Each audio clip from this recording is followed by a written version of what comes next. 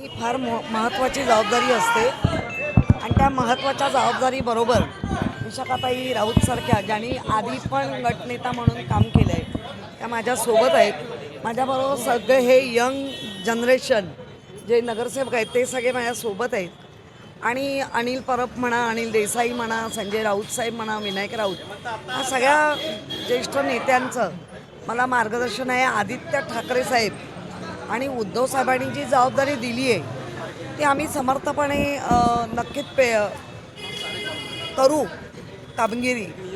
आणि जे जे अशी पण आमच्यावर कायम संकटं येत राहिली त्या संकटाला आम्ही सामोरं जायला तयार आहोत. यावेळी विरोधकांची संख्या जास्त आहे, तेच विरोधकांचा पावर दिसेल.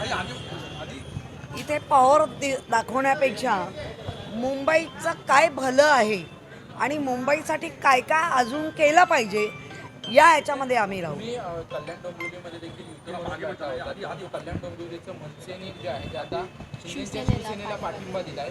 कुठेतरी बघा या राजकारणामध्ये ज्यांनी भाजपनी कायम सतत मुस्लिमांचा द्वेष, काँग्रेसचा द्वेष केला तर अनेक ठिकाणी भाजप आणि काँग्रेस एक झाली आहे.